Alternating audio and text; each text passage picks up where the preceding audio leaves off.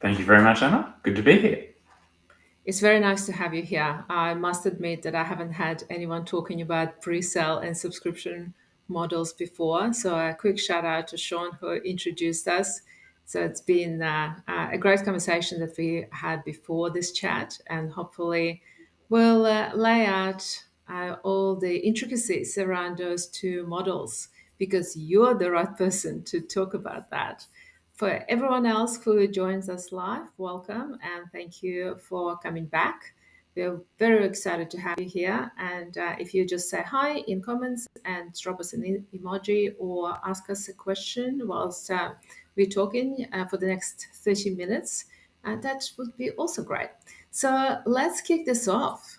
Let's talk a little bit about your business, about Submarine, how it's all started, why you started it, and how would you describe what you do and the problem you're solving for retailers? Sure. So Submarine, I would describe as a software platform for online retailers. It lets them build what we describe as sort of custom payment experiences. And the most common models that we sort of see are subscription and pre-sale.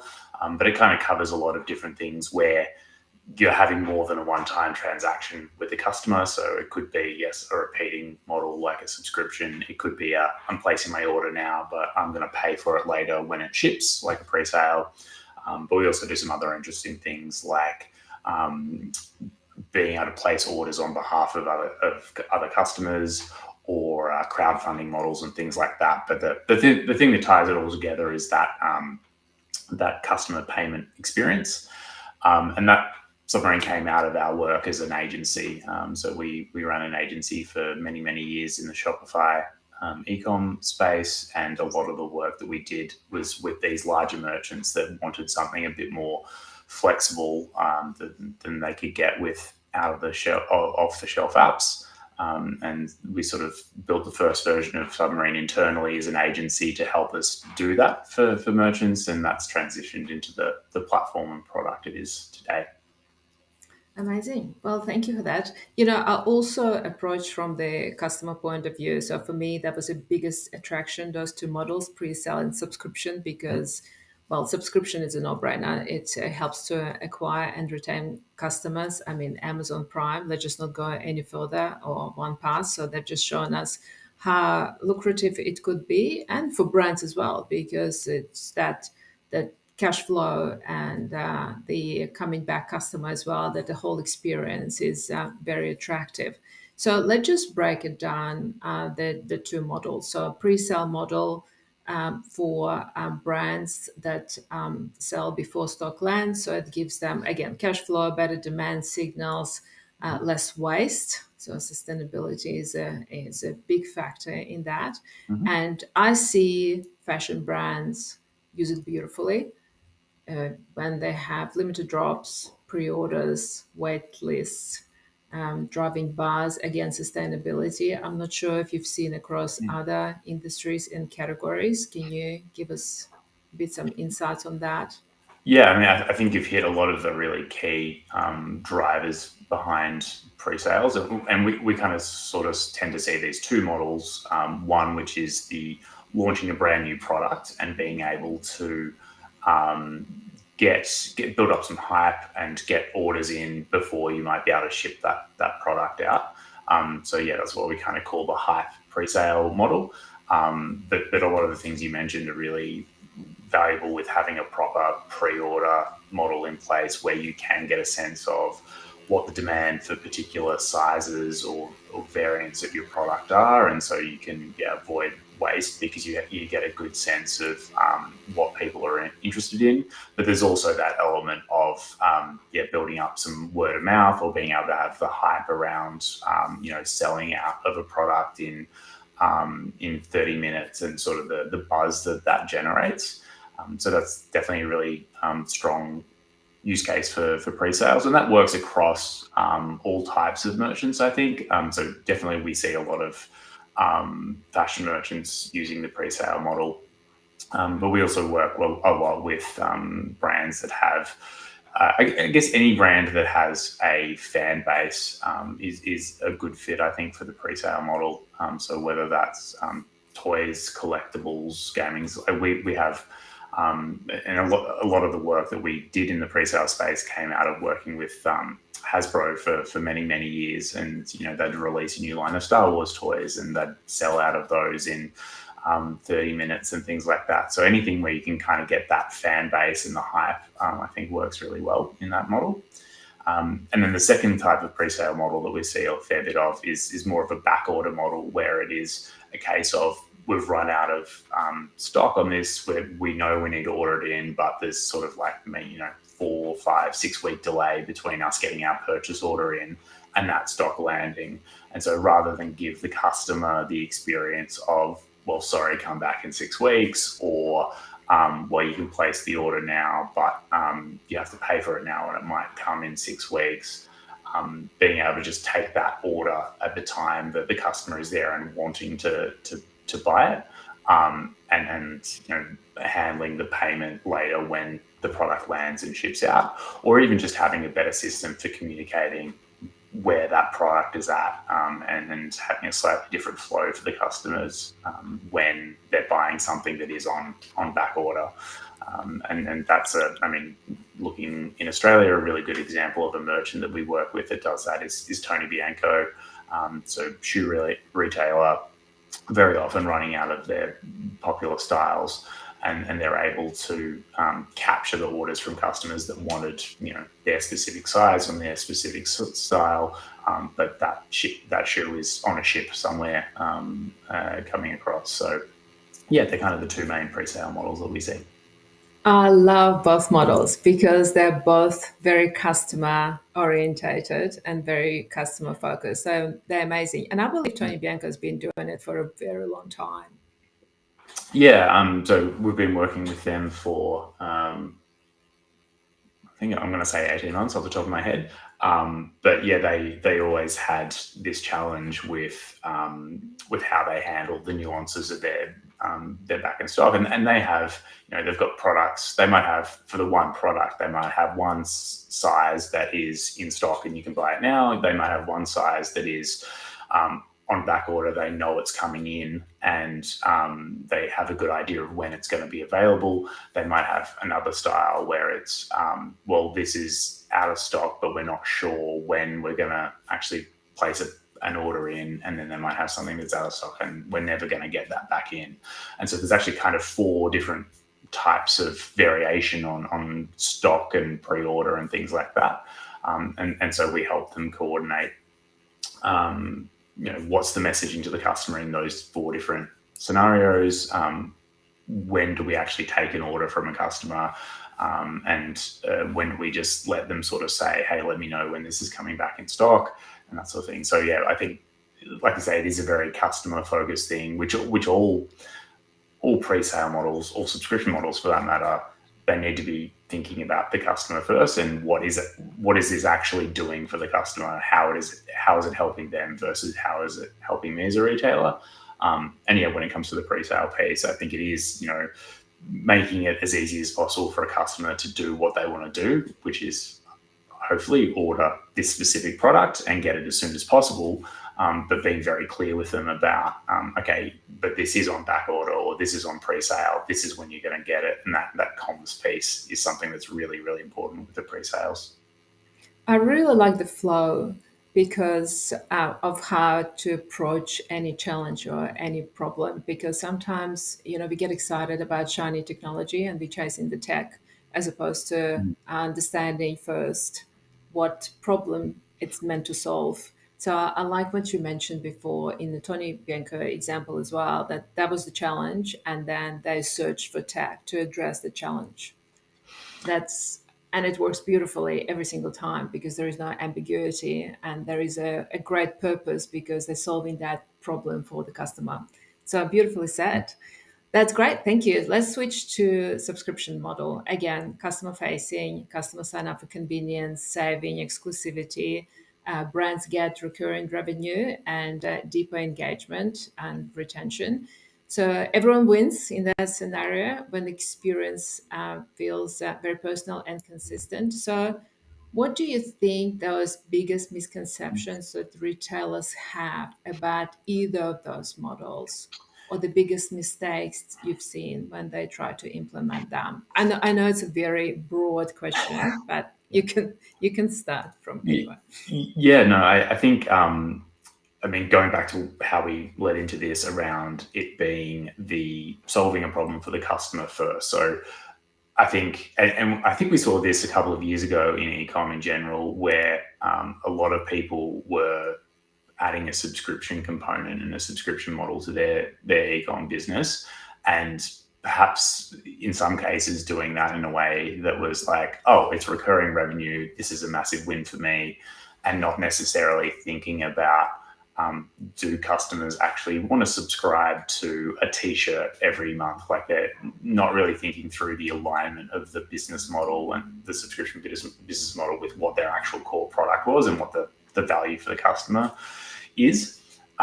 So yeah, I think going in with an attitude of, well, we'll turn on subscription and that'll just be a recurring revenue stream, is probably one of the biggest things that we see merchants falling down on. So it really has to be thinking about, okay, what is the value prop? Why is someone going to actually want to subscribe to my business? And if or to my goods?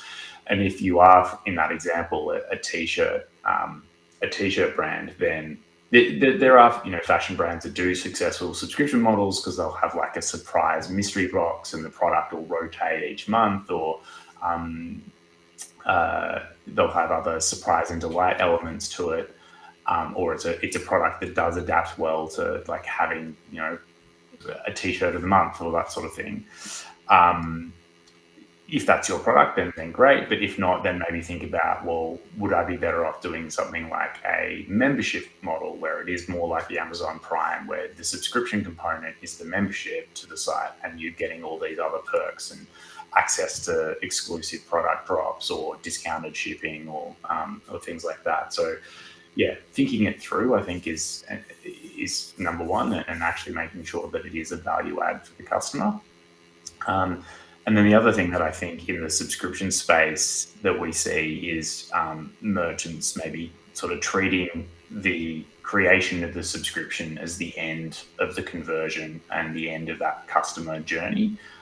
Whereas if you are a subscription-focused business, that's actually just the start, and really the experience that the customer has is what is all the ongoing experience around subscription. So you've convinced me, I've converted, I've created a subscription, but how are you going to keep me and retain me? And that's thinking through how easy is it to manage your subscription? How easy is it to pause or skip an order? I'm going on holiday for 3 weeks. Do you let me just block out those 3 weeks well in advance so that I don't feel compelled to pause or cancel the subscription because it just feels like it's too hard? And how do you make that subscription offer ongoing value in terms of, is it cheaper? Is it really easy for me to pick different products and try different things? So I think just as much effort as you would put in as a merchant into the customer journey to sell a product and to get a subscription over the line, you need to be putting an equal amount of work into what's the subscription experience after the fact and ongoing. I think a lot of the time that doesn't happen as well. Do you know, this is brilliant. I actually haven't thought about it like this, but as you were explaining this, I thought about my coffee subscription that I probably would have had now for about 4 years. Do you know, I haven't changed it.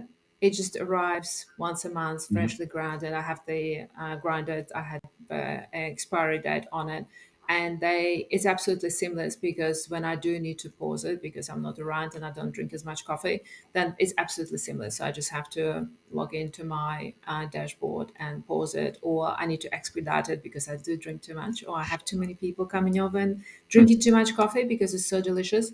Then it's exactly the same. The same experience. So you're absolutely right. I didn't think of it before that, but it's brilliant. And also like your point on alignment. But I don't think people can ask all these questions up front. Would you offer it as your service to brainstorm with you before it actually becomes a project? Yeah, so one of the differences, I think, in terms of how we operate to a lot of the other, the lots of apps, and we work pretty much exclusively in the Shopify ecosystem, but in that ecosystem there are lots of different providers of subscription apps or presale apps and things like that.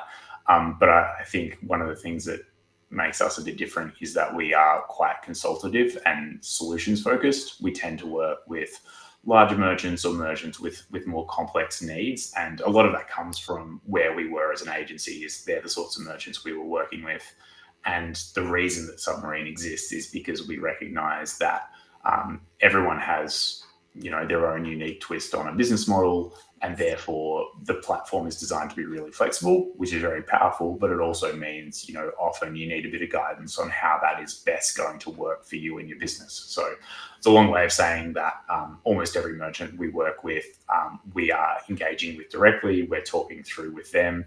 We tend to work with merchants via an agency who might be doing the design and branding, or maybe they've been working with the merchant for quite some time and they've done conversion rate optimization, and they do broader e-com strategy, and they will identify, our current subscription program doesn't seem to be performing very well compared to what we think it can do. Let's look at using a more flexible subscription solution, and like really concrete use case. I won't mention the brand name, but we're talking with a pet food brand at the moment, and they've got an existing subscription program, but it's pretty straightforward, it's pretty limited, and it's not very tailored to how their brand works or like what their customers want. And so sort of via their partner agency, we're talking to them about, okay, well, this is how we could solve what you see as the 3 biggest problems for your subscribers.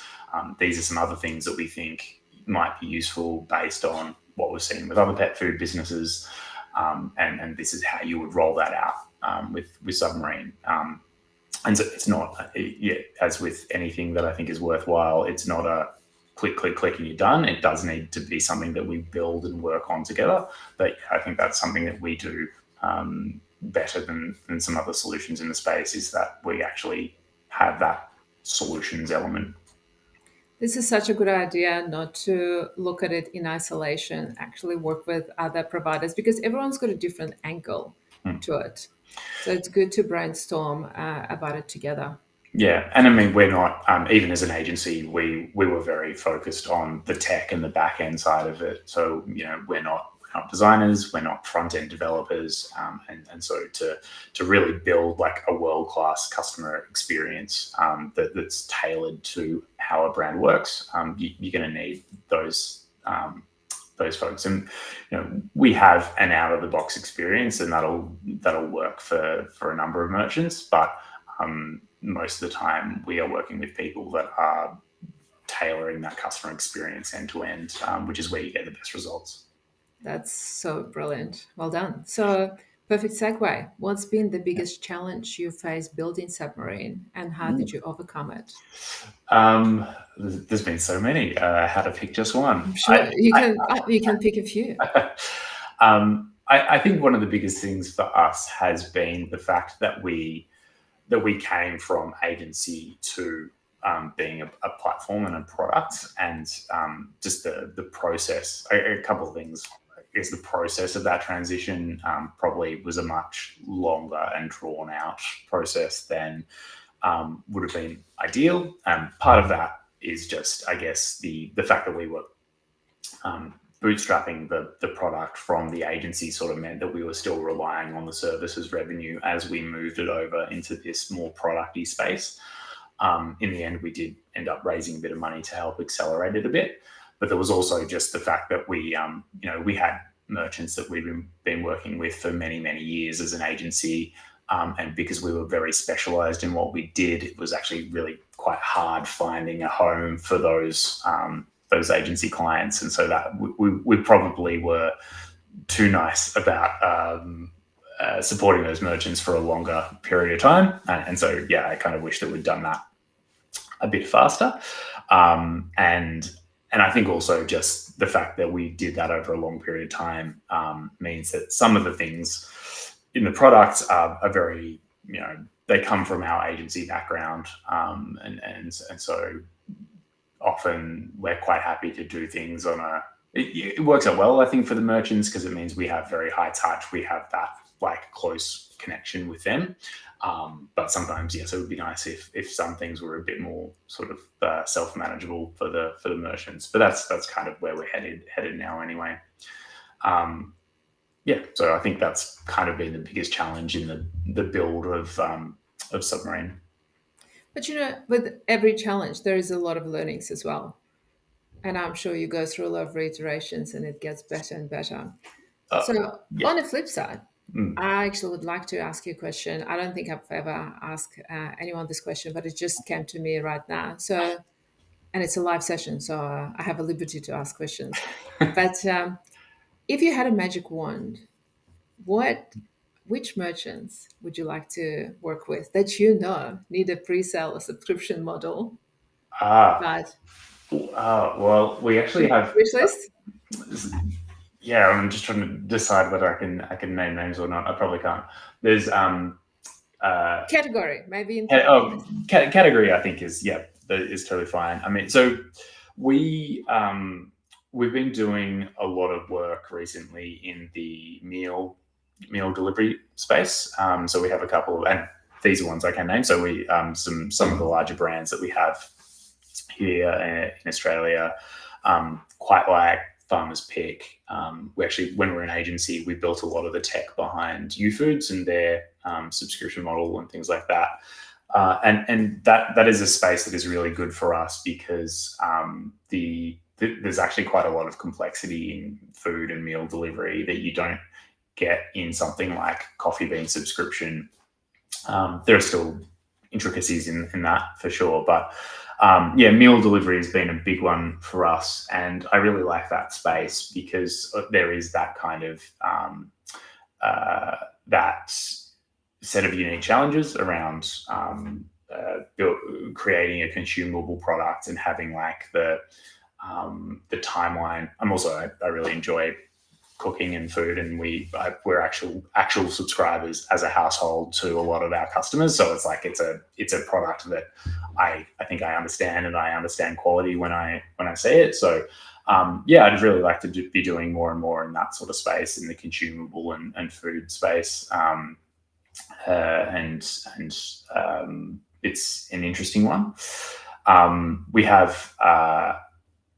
I think one of the things I'm really interested in is subscription models that sit a little bit outside the norm, that are a bit more interesting. And a really good example of one that we're talking to a large contact lens retailer in Australia at the moment, and the person that we're talking to there has been in the space for a very long time and has never really seen contact lens subscription work very well, which seems counterintuitive because it seems like it's a product that's really aligned with subscriptions.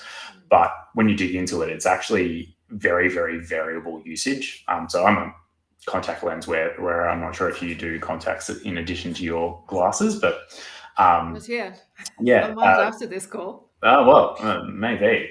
But yeah, contact lenses are actually something that people wear at very different rates. And I know personally there will be months where I don't wear them at all, and then there'll be months where I wear them for multiple weeks and things like that. But anyway, the challenge that this ecom manager had historically with like a subscription is like subscription programs that are like you'll get the same thing every 2 weeks. That just really doesn't work with contact lenses, because it is very much I don't need any because I haven't worn them at all, or I need them sooner because I've used them up and things like that. So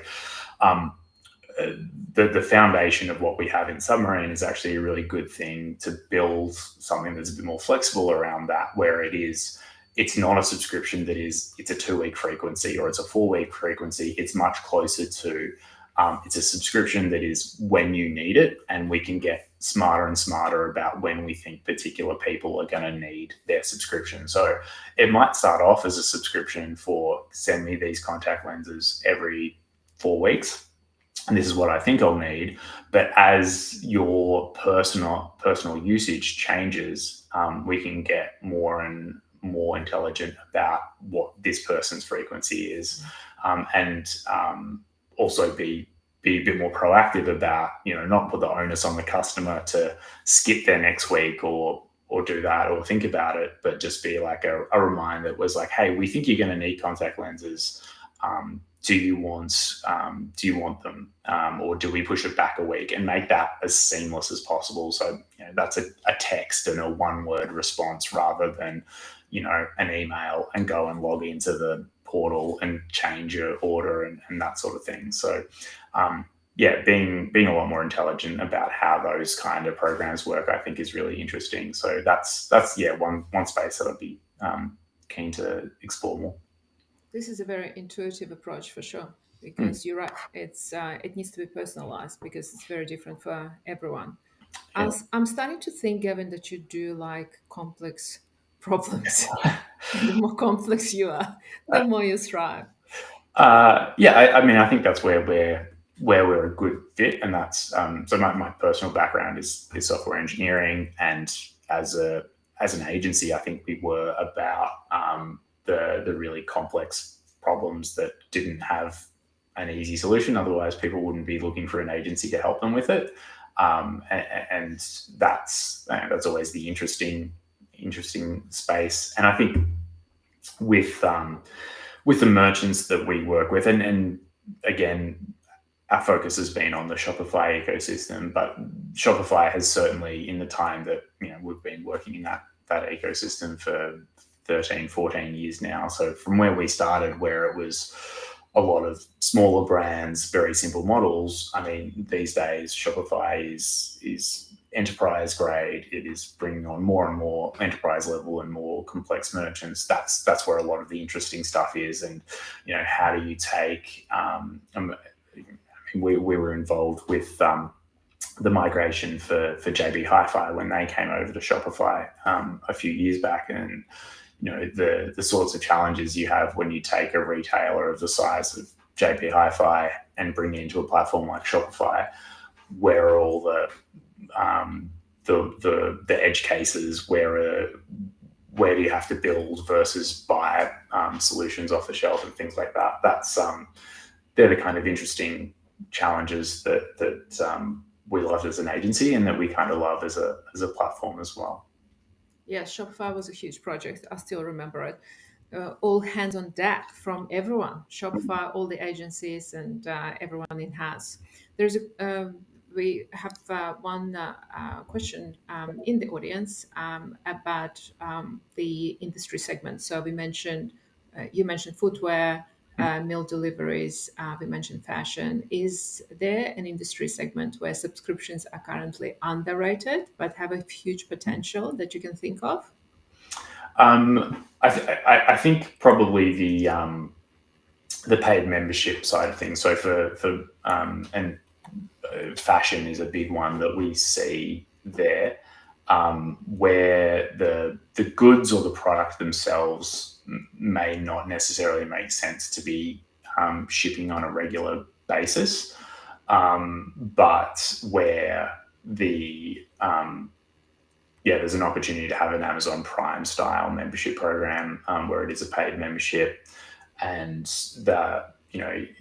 if it's $99 a year or something like that, what you can give people access to, obviously it's obviously the same as what Costco does, what Amazon Prime does. The fact that you are paying for that membership makes you want to use it, makes you want to come back to that merchant. So I think that's a big one that I don't think as many merchants as could be doing it aren't doing it.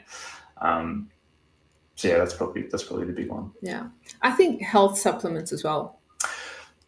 That is a very big, another very big market for us as well. I think we see a fair bit of success with the supplements and health products in general, I guess, health and wellness. Again, the flexibility is important there. So if you are rolling that out, then it is a matter of making sure you've got that flexibility. If people are going on holiday, that they can tweak it. If people are changing their dosages, then all that sort of stuff. But we're actually we're launching with a a new health supplement brand in the next couple of weeks, actually, and there's been some fun challenges with them around um, bundling, and bundling is a really important part of these supplements. So they've got like a starter kit that has a mix of the different nutritional replacements they have, and then from then on, like being able to mix and match and pick what flavors you like and things like that is important. But it's because you're buying it in a bundle, it's a discounted price, and there's been a few little complexities around that. So that's been fun. Yeah, I think protein powders could be a huge hit. Like, I don't ever want to run out of protein powder, and I certainly don't want to jump in a car and go and get it. So that's not a thing for me. Watch this space for a new launch from a new brand in the next couple of weeks on Submarine. I cannot wait. Please email me. What excites you most about the future of ecom and customer experience over the next 12 to 18 months? Let's just not go further than that, because no one really knows. Who can predict this? Who can predict for the past 12 weeks? Yeah. I mean, there's obviously, as with almost everything in tech at the moment, there's a fair bit of AI buzz around. What I'm actually hoping for or looking forward to the next 12 to 18 months is maybe the dust settling on that a little bit. There's so much hype, and in a lot of cases, I think unwarranted hype around what AI can and can't do. That I think it's very noisy, and it's making promises that can't be actually delivered on. But at the same time, it's obscuring some of the like genuinely valuable things that I think will come out of it. So there's just so much spending and money going into it at the moment that whether that's actually going to resolve over the next 12 to 18 months, I'm not sure. But I would actually kind of hope that that dust settles a little bit, and we can focus on the things that are actually delivering value, whether it's for like agencies like us, I was going to say like ourselves, like our former selves, agencies or products, or merchants themselves and things like that. But there's certainly some exciting stuff happening, but sometimes it's hard to tell the difference. So less AI hype is what I'm looking forward to.